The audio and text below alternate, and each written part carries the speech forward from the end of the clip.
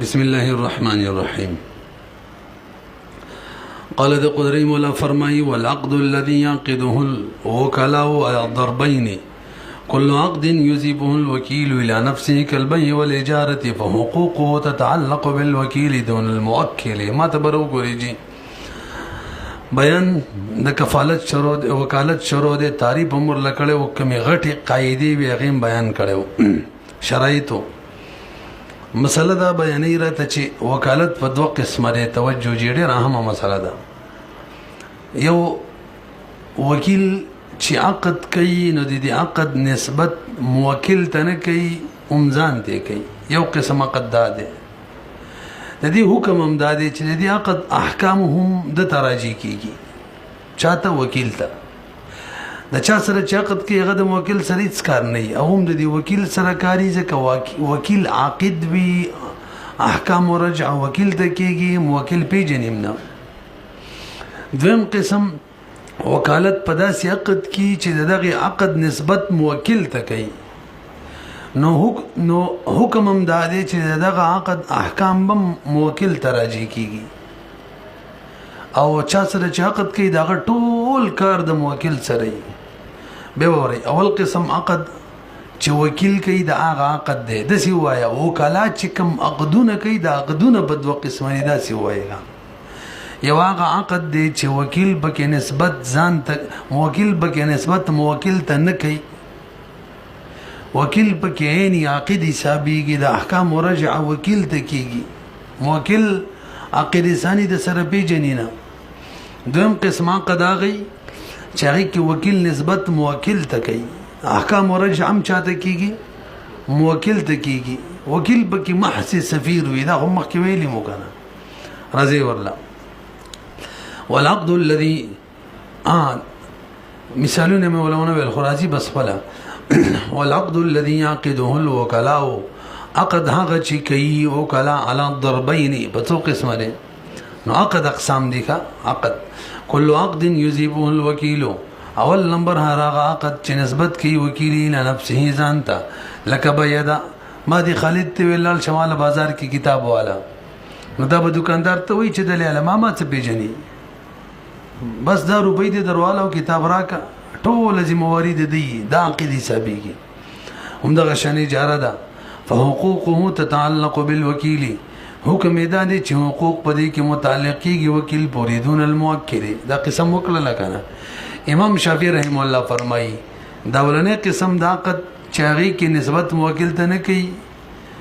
دلته حقوق رجع موکل ته کیږي حنف وکیل ته نه څنګه تاسو وایي چاته کیږي موکل ته. امام شافعي رحم الله وایي وقال الشافعي رحمه الله تتعلق احکام تعلق بدی عقد کم بالموکل پوری وی. دلیل څه دی برګوري وای اصل کې په تصرف کې چې کوم حقوق وی کنه هغه د تصرف د حکم تابع وي. دا قاعده ده سره کوم تصرف کوي نه د دې تصرف حکم هم وي حقوق هم وي. نو د دې تصرف چې کوم حکم دی حقوق هم داغي تابع حکم کم ځای کې لګي حقوق د تصرف هم الته لګي. صحیح شو. اوس بیا دا د کی چې وکیل دا مال کتاب لیکنه دا کتاب ملک زما راځي د موکل راځي کنه د وکیل راځي دا د موکل راځي. نو د تصرف بیع حکم چې ده کنه هغه ملک دی چې ملک چاته ثابتيږي نو د تصرف به حقوق به مغه ثابتيږي نو ملک موکل ته ثابتيږي نو حقوق به پدن لګي ورسېدای کنه په دا قاعده ذهن کې کېنه وي. بس د تصرف چې کوم حکم وي د تصرف حقوق داغي تابع وي. بس دا قاعده شو. دلته را بیع تصرف د دې حکم ملک د ملک موکل ته ثابتيږي نو حقوق به چاته لأن الحقوق ځکه حقوق چې په تصرف کې تابعات لحکم التصرف دا اصل کې تابع وي د تصرف د حکم او دلته حکم څوک دی والحکم وهو الملك دلته ملک دی په بیع کې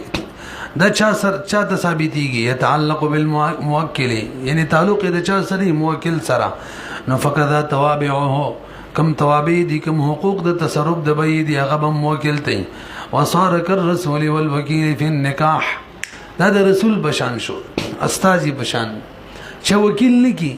اساس خالد ته ویما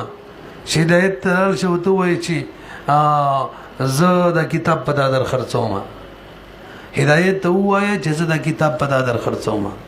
خالد ته ویما دا خالد تش رسول لګا پویږي دلته حقوق رجع ټول ماته کیږي هدایت چې عقد کوي ما سره کوي نو څنګه چې په رسول کې دا حکم دی چې حقوق رجع وکیل ته کیږي دا غشان بچا کوم دا وکالت پویږي مرسل ته کیږي ما څنګه چې په رسول کې حکم دا دی چې د حقوق رجع کم اصل له مرسل هغه ته کیږي نو په وکالت کې هم چاته کیږي موکل ته هم دا غشان وکالت بن نکام دی خالد ته پلان کې جنې سره مال نکاح وکدای وکي نو د حقوق نکاح ورجع ماته کیږي که خالد ته ماته کیږي موکل ته وصارك الرسول والوكيل في النكاح ولنا من دبر دلیل بر وګورئ من وایو ولې د حقوق رجع وکیل د ځکه کیږي چې حقیقت کم او حکمن هم وکیل چې دا عقد دی عقد څوک دی وکیل حقیقت کم دی ولی حقیقت کې دی ځکه د ایجاب او د قبول کم الفاظ دي دم وکیل ادا کوي که وکیل ادا کوي عبارت دا عقد دا څوک ادا کوي وکیل نه څوک چې عبارت ادا کوي هم هغه عقیدینو نه حقیقت کې عقد څوک شو وکیل شو او حکمن هم وکیل عقد دی څوک حکمن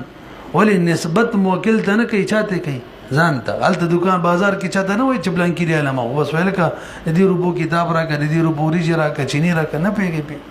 وګوره برحال مسله دا شو لازم بنس باندې وکیل چې د حقیقت کې معقد دی او دا حکمن هم عقد دی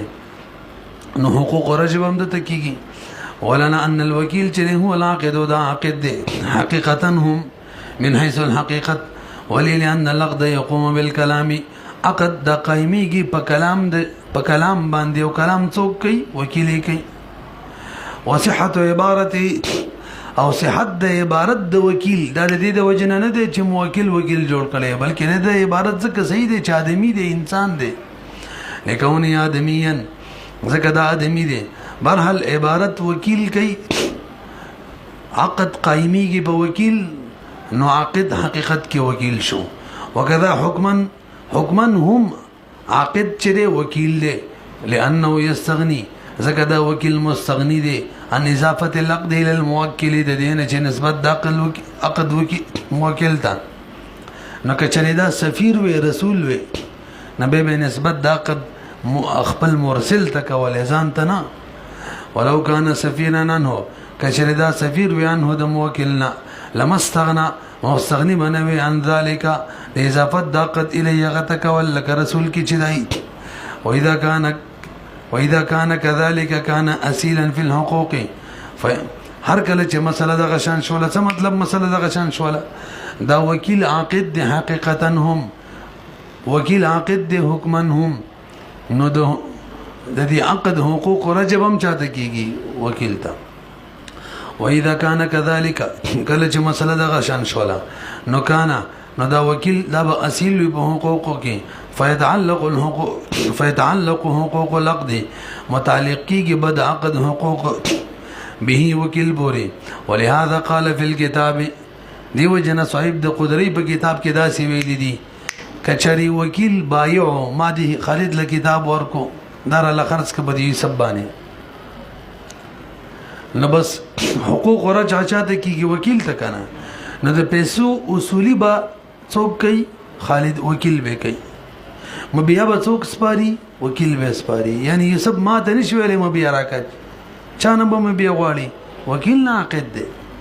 او کچري وکیل به شرا او موت الكتاب را لوالا نو مبیا حاصل ولا به بچا مانی وکیل بانی او پیسې چې واړی کنه هغه بای د چانه چې کتاب دی د چانه به واړی وکیل نه غوړی تا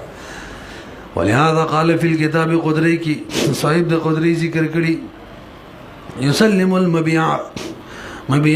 وکیل بالبيع کی به مبيع سپاری څوک وکیل ويقبض الثمن ثمن بم قبضه کوي وکیل ويطالب د الټا شپ کی وس کدا مشتری ويطالب بالثمن دا ماغه شروع ده با وکیل بالبيع ده ويطالب مطالبه بکیږي هم د دې وکیل لبي ثمن د ثمنو هغه مشتری شو مشتری کوي وس کچري وکیل به شراوي نو دا وکیل چې د دنه مطالبه د ثمنو کیږي د اشترا څه سواري ويقبض المبيع قبضه د مبيع بم کوي ويخاصم في العيب او د سره په عیب کې مخاصمم کیږي کبایعوي شي خرج کی او مشتری په کې بومندي نو لانجه چې کوي چا سره وکي وکیل سره بای خدا ويخاصم داب مخاصمه کوي جګړه کوي فيه په عیب کې دا کله چې وي مشتری وي لأن كل ذلك من حقوق زګدا ټول دا د عقد حقوق نو البته امام شافعي رحمه الله ملک موکل د ثابتي کې دی ویلو کنه او به چې د ملکم حقوق دی غبم موکل د ثابتي کې دا څه دلیل ویلو موږ ته جواب ورکو به ملک اولا وکیل ته ثابتي کې اولا چاته وکیل ته او به د وکیل نیابتن موکل ته ثابتي کې نو حقوق اولا وکیل ته راځي د قاعده ویلي وکنه چاته چې ملک ثابتي کې حقوق به مغه ته ثابتي کې دا څه وکنه چا پورې چې ملک متعلق وي حقوق به مغه پورې متعلق وي نو موږ وایو ملک حقیقت کې چا پورې متعلق وي وکیل پورې والملک ملک چې ثابتي کې موکل ته سید خو خلافتن هو دا اصل کې خلیفہ د وکیل نه اعتبار للتوکیل السابق موږ اعتبار ورکو توکیل سابق ته یعنی دای مخکې نه وکیل جوړ کړی نو ملک اولا وکیل ته خو چون کې مخکې نه وکیل دی نو ډایرکټ لاړ شي ملک چاته موکل ته کل عبد لک بر ګوري لکه غلام دې څوک ته څه هبه کی نو ملک اولا چاته ثابتيږي غلام دا خو غلام د خپل ملک د مملوک د مولا دی نو به خلافتن د دغشي ملک مولا ته ثابتيږي دغه شان غلام که شکارو کی مثلا مایان ونی سي نو ملک اولا چاته ثابتيږي غلام ته ځکه حدیث ځکه دا خو قاعده ده چې څنګه دی المباح لمن سبقت يده مباح شي ته د چا والله سورې سیګونو داغي نو ملک اولا د غلامي خو غلام مملوک د مولا دی نو به نیابتن ملک د چا شي د مولا دغه لرګي وکي لرګي غره کې لرګي وکي نو ملک اولا د غلامي به نیابتن د مولای دلته ملک اولا د چا دی غلام دی او نیابتن به د موکل د وکیل دی او نیابتن به د موکل له وګورئ کله عبد یتهب لکه غلام هبه قبلی او استاد اخکار کوي او يحتتب لرګي را غونډي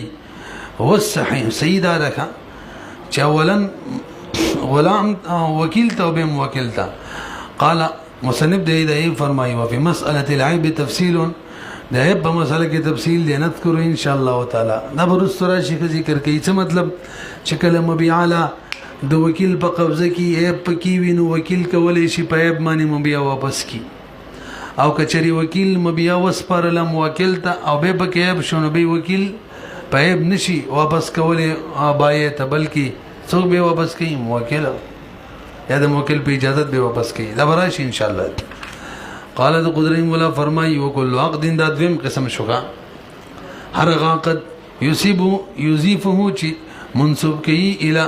یذیفو چې منسوب کوي وکیل هو د عقد لرا الی موکلهم وکیلتا لکه نکاح کی دا څنګه وای چې ځان ل نکاح کوما ما خالد تویلی پلانکې سره مال نکاح وکا نو دا د څه وای چې پلانکې زتا په نکاح کې قبلوما دا څنګه وای بلکې څه وای تاب پلانکې ل په نکاح کې قبلوما دغه شان خلع ده یو خزه د وکیل ونی په خلع نو چې خلع کوي خاون سره ولا نه داسي وای یا د خاون نو وکیل په خلع کې نه داسي وای د پلانکی خلع تا سره کوم د پلانکی خلع تا سره کوم نسبت موکل ته کوي دغه شان سول اندام العمد ده مثلا ما څوک قصدن عمدن وجلله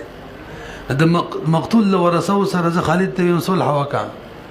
په دومره روپو باندې نو دا چې څه کوي څه وایي چې هغه دومره روپۍ به درکم پلانکی د طرف دا وسره وایي کنه پیږي پی نو دا ټول هغه حقوق دي چې د کې وکیل نسبت چاته کوي موکل ته وكل عقد يضيف الى موكله كالنكاح والخلع والصلح عند العمد نو دي قسم کې به حقوق رجم چاته کیږي لکه موکل تا فإن حقوقه حقوق دریاقت چې تتعلق متعلقي کې به الموکل موکل پورې دون الوکیل وکیل پورې بنوي چې کله د حقوق رجع موکل ته کېدل اوس راځه نتیجې لا خالد مال رخصه وکړه نو مہر به موکل باندې کنه په وکیل وای په ما به موکل باندې ما باندې وای پوهیږي کنه به همدغه شان حقوق رجع موکل ته کیږي نو کله خزي طرف وکیلو نو سپارل به وکیل باندې د خزي کنه خزمانه به د خپل سپارلی خزمانه به د خپل سپارلی ځان خپل خوان ته سپاري دغه حقوق رجع چاته کیږي موکل ته خزه کوم وکیلې کا وګوره فلا يطالب مطالبه بنه کیږي وکیل زوجي د خاوند د وکیل بالمهر چوس خزه وکیل ته وي مہر را کوا وینا حقوق رجم وکیل ته کیږي خاوند نه مہر غواړه غم وکیلو ولا يلزم او نه لازميږي وکیل المرأه د خزي په وکیل باندې تسلیم وا چې وس د خزه خاوند ته وسپاري نه خزه موکله د حقوق رجع غي تر هغه بزان سپاري لأن الوكيل فيها دليل بياني ځکه بدی قسماقت کې وکیل تش سفیر ویروس پکلی کتش تعبیر کی سره لأن الوكيل فيها زو كوكيل بدي عقد کی سفیر محض د خالص سفیر وی الا ترى تنغوري نسبت مزان تن کی چاته کی موکل ته کی انه لا يستغني وکیل د مستغنین دي ان اضافه العقد الى الموکل لدین چې نسبت د عقد موکل ته وي کی مستغنی نه دي بلکې کوي به او کزان ته نسبت تو کوي هدایت خالد ما وکیل کړي ولال چې جنې سره مال نکاح وکدا لاړې ورته وي چې ما ته تقبل یې غوي ما ځان در کړي نکاح د چا وشوله د وکیل وشوله کزان ته نسبت وکي عقد به وکیل ته منسوب شو حقوقا به غمانی دي ولو اضافه كنسبت د عقد وکي الى نفسه ته نو کان النکاح دا نکاح چې دا له دا بد وکیل وی لنډه دا د بدی دویم قسم کې دا وکیل چې دا بشان د چا د رسول فصارك الرسول وهذا وليس من خاص خصوصیات د هدايه کی و مسله ویلی وکساز ذهن کی کله چې صاحب د هدايه وهذا لان د دلیل عقلی نه بس وهذا لان سربل دلیل عقلی ذکر کوي کنه نو دا اصل کې د مخکینی دلیل لپاره لم ذکر کوي یعنی مخکینی دلیل انی وی او دا دلیل لمی وی دلیل انی چاته وی چې د یو شی وجود معلومیږي په علامات سره د دې علامات ته دلیل انی وی کا نه رسېږي د یو شی د وجود د لپاره چې کوم علامات وین او علامات ته څه وی دلیل لکه یو سړی جاړي کنه دا علامه د دې خبرې چې ته تکلیف دی دا جړه دلیل انی دی په تکلیف نه رسي او بل دلیل لمی چاغي کې دا دلیل علت وی او مدلول معلول وی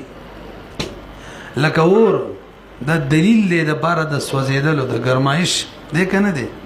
او دلته علت دی د بار د گرمایش برحال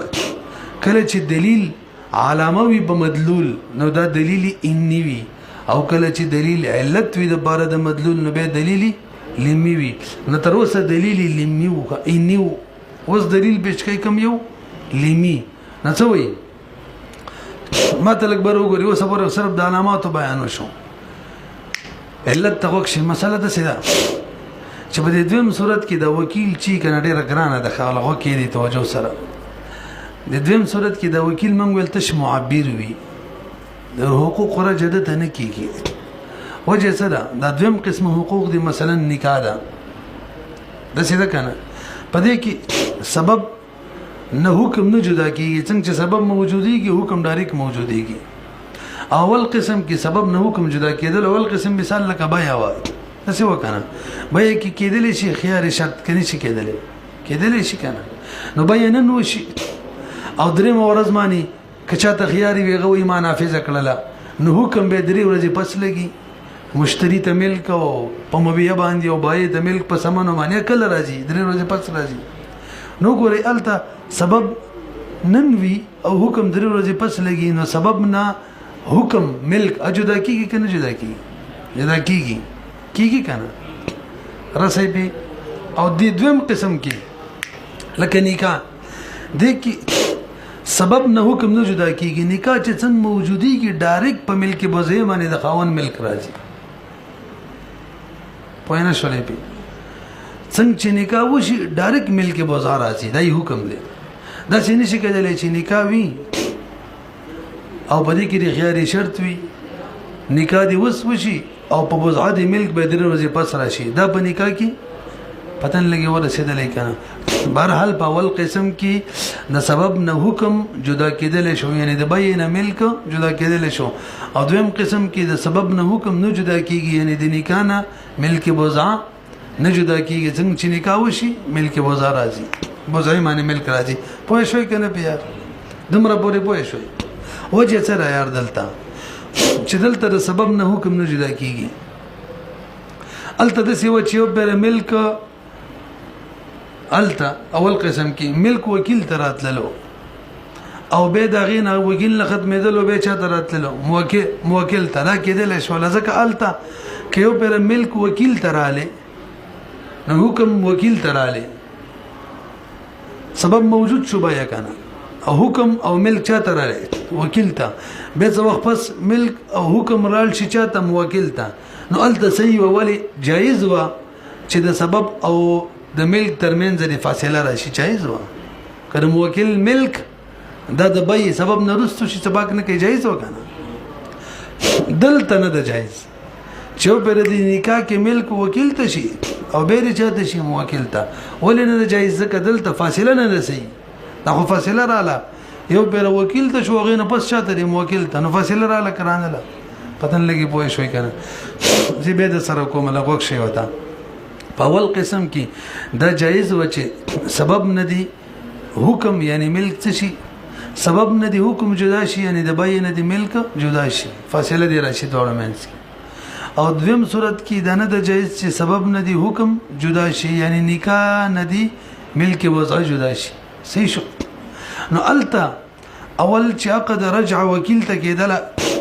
رستم وکیل ته کېدل نو زید دا مسله شول چې حکم یعنی ملک د بینه جدا شو نو خیر دی کېدې شي الته او دلته اول موږ ملک ثابت کو چاته حقوق ثابت کو وکیل ته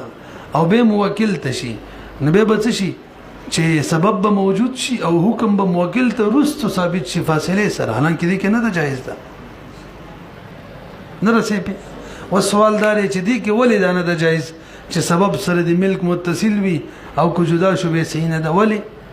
وجه دا د مولوی صاحب د دویم قسم چې دا ټول اسقاطات نه دي پتن لګي پوه شوي کنه زه ګران دي ما تاسو ته ویلم اوله مقدمه باندې خو پوه شولې کنه نو اوله مقدمه څه ویله چې په اول قسم کې سبب نه حکم جدا کېدل او دویم قسم کې سبب نه حکم نه جدا کیږي وجه سره د دویم قسم کې ولې نه جدا کیږي نو غي جواب ووري دا دویم قسم مولوی صاحب دا چا نه دي اسقاطات نه دي چا نه دي لکه خلع کې خاون ملک ساقطي لکه په صلح دم العمد کې د مقتول ورثه خپل حق چې قصاصا قاتل وجل دی هغه ساقطي اسقاط شو کنه نکاح کې مراشه کنه نکاح کې ملک څنګه ساقطيږي طلاق کې خاصانه د خاون ملک ساقطيږي نکاح کې د خزه حره دغه دغه بوزعه چې د اغم آزاد ده نه هغه کې د خزر پاتېږي چې نکاح کوي د خپل بوزین حق ساقطي کې خېلې وي اسقاطاتونه شو کنه شو پدن لګي بوې شوي کنه بوزمانه حق او هغه خپل حق څه کوي ساقطي نو ساقطاتونه شولا اسقاطاتونه شولا بهرحال دویم قسم چې دا رچانه دي اسقاطاتونه دي او اسقاطات چی کنه د ډېر ضعیف شي چې شی پر ساقط شي کنه بس لاړې الساقط لا يعود كما ان المعدوم لا يعود 50 مادم ده ساقط شي ساقط شنو څه شو نو چې یو پر ملک ساقط شي نکاح کې مثلا وکیل تا او تی به تر لې به چاله ورکه موکل لدا کیږي دوباره به نکاح کوي ابل به ختمي دوباره به کوي نکاح کې مونږ وو یو پیر خاون څوک شو مثلا حقوق راځي پر وکیل ته وشولا د خزي ملک ساقط شو او سی راولو چاله موکل راولو هغه مالک جوړونه جوړیږي او ساقط شوی څنګه جوړي کنه پیږي په بهرحال اول قسم کې دا جایز وا چې دا سبب ندي حکم جدا شي او دویم قسم کې نه دا ولې نه دا دویم قسم د چانه دي اسقاطات نه دي چلته یو پیر د خزي ملک ساقط شو بس ساقط شو هغه عود نه کیږي وګورئ وهذا لأن الحكم زکه حکم فيها بده دویم قسم عقود کی لکه نکاح وغیرہ کی لا يقبلوا دا حکم نه قبل الفصل عن السبب چې دا دی جدا شي دا سبب نه ویلی مو کنه ولی نه قبل ادامه ویلی لانه زکه سبب چې دی کی دا اسقاط فی دا خو ساقطول کی حکم ساقطیږي حکم به اسقاطات نه یو سبب څه کی ساقط مسقط وی فیتلاشا اخو اسقاط دی فیتلاشا څنګه چې ساقط شو بس ختم دا څه کنه فلا يتصور صدور من شخص التدانه د متصوره چې صادر شي د یو سلین وکیل لا او ثبوت حکم یو به د حکم ثابت شي لغیره موکل تل تدانه کیږي نسبه کیږي التا دانه کیږي چې یو به د صادر شي د وکیل او حکم د موکل ته نسبه کیږي بدا چې حکم چې د عقد بم صادریږي ډایرکټ د موکل نه حکم هم ډایرکټ لګي ځمانه دانش کولای چې عقد صادر ده وکیل نشي حکم دی بل لذي فکان سفیرا هغه کې صرف سفیر دی او ضرب ثانی دی دویم قسم کې کم دی او ضرب ثانی چې مینا خواتې د دې د خواتو نه غایت قلم علینم دی زدي خالد ته مزما غلام دی کنه هغه ته وای زور پیرا کته آزادي دا حقوق رجع بچاته کیږي موکل ته ګوي چې مزر روپي وته یاد کړي او ما وته ویل آزادي ول کتابتو پای کې کتابت هم دی ما خالد ته ویل زما غلام ته وای چې ته مکاتب شمیش کې مزر روپي راکې مکاتب شوي ندل ته هم حقوق رجع چاته کیږي موکل ته څه کدا مسقات دی وصلح عن الانکار صلح عن الانکار هم ده څه مطلب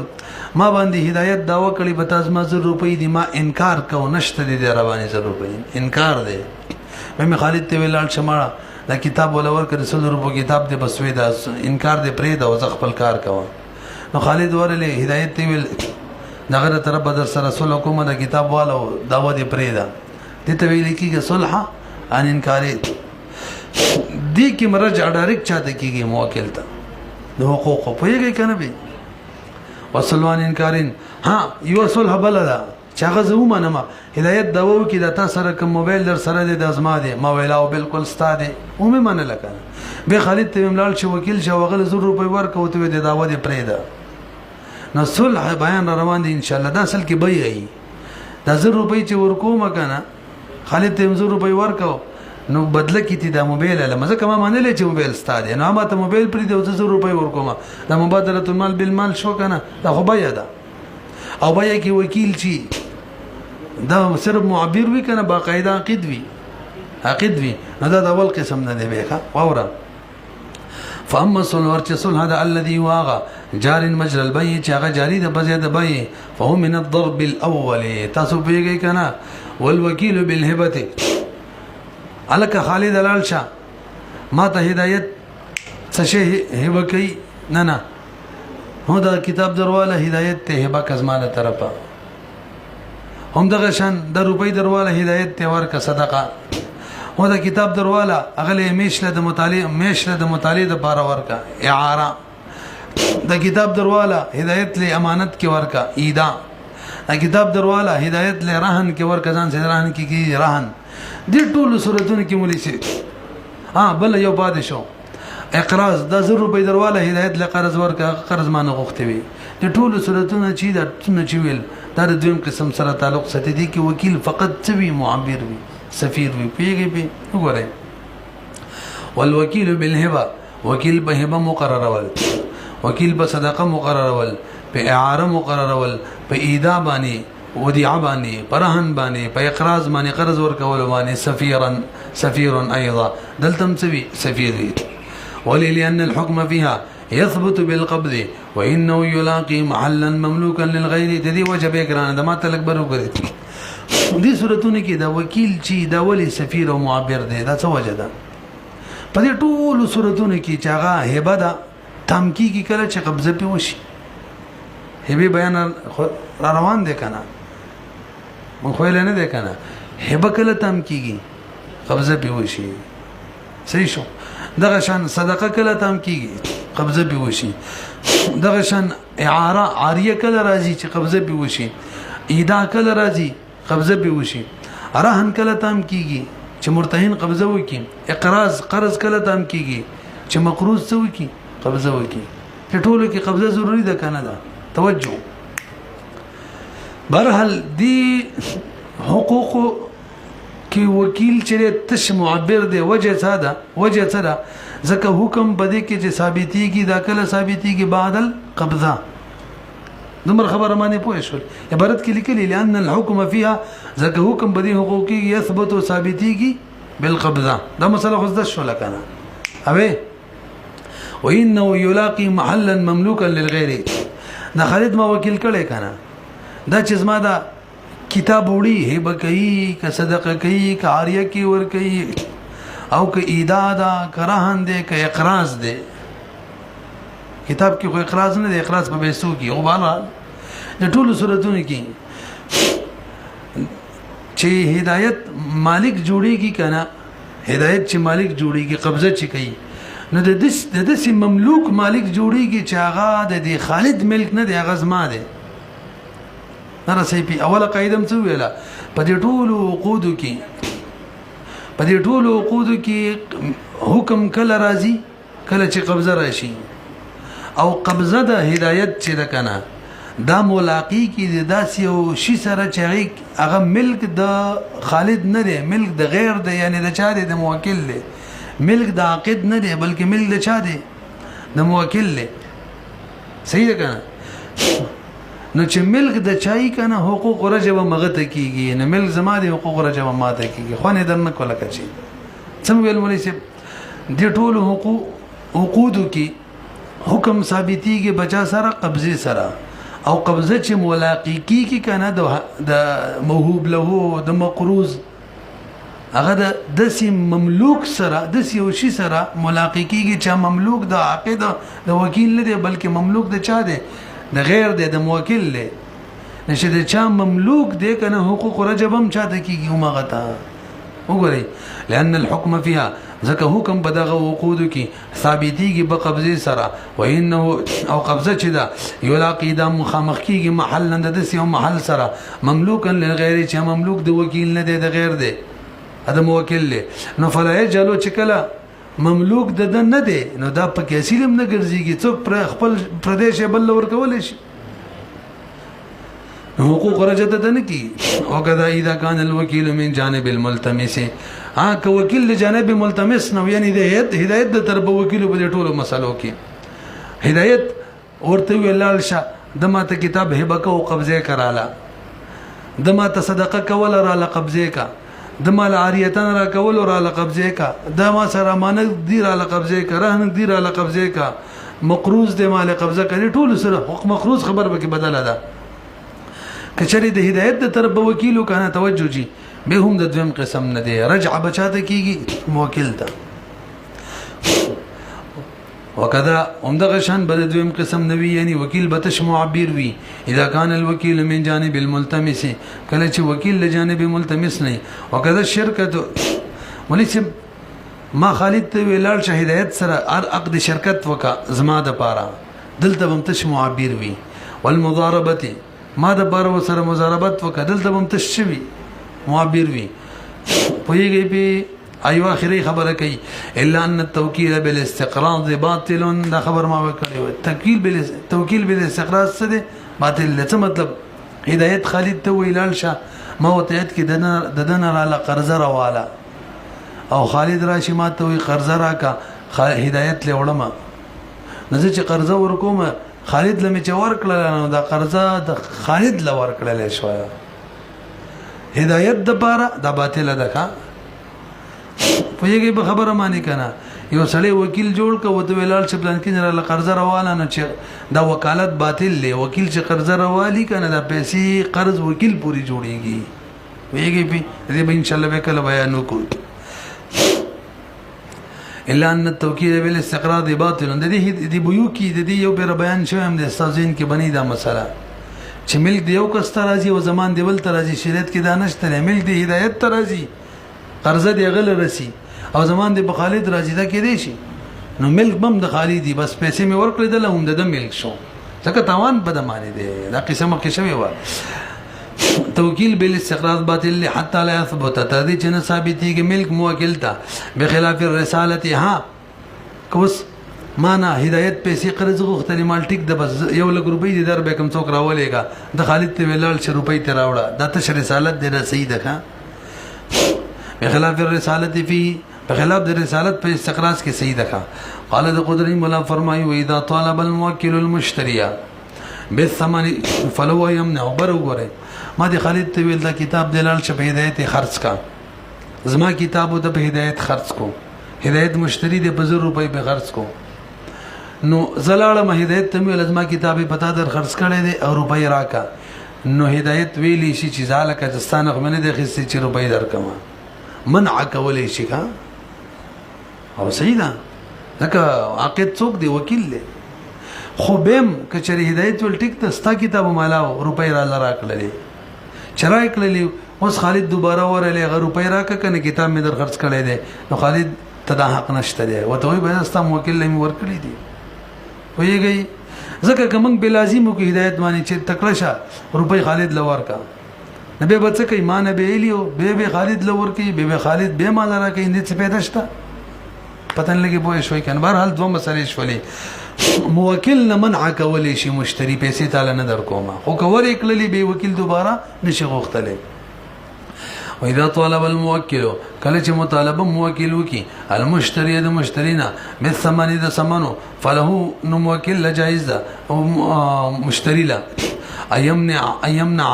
چمنه کی هو دا پیسې یا و د موکل نه ولی لانه اجنبي موکل خو بده کې اجنبي دي ان لقد دا قدنا وحقوقه او د حقوق دا قدنا اجنبي دي لما ان الحقوق الى العقد ذکه حقوق رجشات کی عقد تا فین دفع کچری ورکی هو دا پیسې الیه موکل ته مشتری ورکی موږ ویلو دام جایز ده به ولم يكن بين د جایز للوکیل وکیل ته اي طالبه چې دوباره مطالبه وکي به دغه پیسو ثانيا دویمه پیرا پویږي کنه به وجه تر لان نفس الثمن المقبوض ځکه نفس ثمن چې کومه قبضه شولي موکل قبضه کړي حق او خاصم دغه حق وقد وصل اليه وقت ورسیدل حق ورسیدلو ولا فائده هیڅ فائدہ نشته په لغد چې دا پیسې مشتری واپس والی منه د موکل لا ثم الدفع او به دفع کیږي الیه به دفع وری کی چاته الیه وکیل ځکه به وکیل به چاته ور کوي موکل ته نسبه دشته ولهذا بل وره دا څو صورت بیانې تاسو له وخت شي هدايه مولا خپل طرفه بیانې زما کتاب د 1000 روپو ما خالد ته ویلل چې په هدایت خرج کا خرج یې کو په 1000 روپۍ خرج کو او هدایت ما مانی زړی 1000 روپۍ په ما مانی قرضه 1000 روپۍ او بس به ویل چې لکه زما باغه مانی 1000 روپۍ وی او زاغه د 12000 روپۍ نوی په ما لازم شولې لہذا مقاسه کو قصه ختمو مقاسه معنا هغه 1000 په 1000 ختمو نو کولې شي کا پوهه شولې به دویم صورت دار چې دی هدایت په ما مانیم 1000 روپۍ دي او په خالد وکیل مانیم 1000 روپۍ دي په موکل هم دي او په وکیل هم دي او کتابي زما خالد خرج کو زما کتاب په هدایت مانی په زر مانی نو چې دا هدایت دا مشتری مقاسه کوي وکیل د قرض یې بکې کنه موکل بکې وې د موکل بکې یګي به څه صورت شو دوا دریم د هدایت قرضه په موکل په ما مای نه ده بلکې په وکیل په خالد ده 1000 روپۍ نظم کتاب خالد واقعستل په هدایت په 1000 روپۍ باندې خرج کو اوس که مقاسه کوي وکیل سره کولای شي وکیل ته وای کتاب می تانه واقعستل په 1000 ویاو پتا زما 1000 روپۍ قرضه ویاو بس پاره کې مقاسه ده په دې صورت کې به د وکیل را باسيږي او به موکل تخپل طرف روپۍ ور کوي پوه نه شولې به مقاصد څه صورت شو که صرف په موکل قرضې مقاسه کولای شي په دواړو قرضې چا سره به کوي موکل سره که صرف په وکیل سره کولای شي پیږي به وګورئ ولهذا دغه وجدا لو كان للمشتري یعنی که مشتری له پیسې ورکی صحیح ده دغه د مشتری د پاتې کی پیسې ورکی چاله موکل له دا صحیح ده دغه بیان کوي ولهذا دغه وجدا لو كان للمشتري کچری مشتری د پاره على الموکل په موکل باندې دین دین يقول مقاصه بس مقاصه بش واقع شي ولو كان له کچری وی د مشتری د پاره عليه ما په وکیل او موکل دوړو باندې دین دین يقول مقاصه بدين للموکل ايضا دلته موقع کیږي به مقاصه بدین د موکل باندې دون دین الوکیل پویږي پکنه دریم وبدين الوكيل بدين د وکیل مقاسه واقع کیږي دا کله اذا كان وحده يقول اذا كان وحده دغه کنه اذا كان وحده کله چې دا قرضه صرف پچای په وکیل وی يقول مقاسته پیږي کنه وبدين الوكيل اذا كان وحده عبارت د غشان ولګوي پدین د وکیل باندې یقول مقاصه مقاسبه واقع کیږي کله اذا كان وحده کله چې ځان دا دین ځان له د وکیل وی عند ابي حنيفه او محمد رحم الله دا راي د چا د مولوی صاحب د طرفین دا په اخیری مسله پوه شولې د عبارت الکشن بدل ذکر کړي چې صرف د وکیل قرضې نو طرفین وی هغه سره مقاسه کولای شي اوس عبارت ته وګورئ او بدین الوکیل يقول مقاسه وغير سره ولګوي او بدین د وکیل باندې مقاسه واقع کیږي کله اذا كان کله چې دا دین وحده صرف د وکیل عند ابي حنيفه او محمد رحم الله پوه شولې پی اوس بار وګورئ ټول سوال لا دي چې دین صرف په وکیلو نو مقاسه د وکیل سوال جایز ده جواب ما دي خالد له کتاب ور کولال شپه هدايت لال شخر سے کرالا خالد لاله به هدایت مانی کتاب غرض کو بزر روپئی او به هدایت ته ویل لکه هدایت پیسو نه می بریک لځ خپل مزه کوا دم جایز ده چې وکیل را پاتې کی مشتری د پیسو نه بری کی دا څه ده جایز ده نو شکل ادا جایز ده کنه دا په طریقه ولا جایز ده چې الکه مقاسه وکي د موکل سره وکي یا د وکیل سره وکي دام جایز ده خودم را ده د دوړو صورتونو کې کدا وکیل مشتری د پیسو نه بری کی یا د مشتری پیسې قرض په وکیل باندې مقاسه وکي په د دوړو صورتونو کې با وکیل پیسې ور کوي چاله موکل برجو کوي بچا مانی وکیل مانی ویږي به لما انه زکه دا وکیل چې یملکو دا مالک د ابراد عنه د چانه د سمانونه عنده ما د طرفین بنز ولكن وکیل چې یزمنه د بزامین د پیسو ویل الموکل موکل لپاره په الفساد دوړو صورتونو کې دوړو صورتونه کم دي مقاسی صورت چې وکیل مانی قرض وی او مقاسه وکي او بل ابرا والا پوه شوي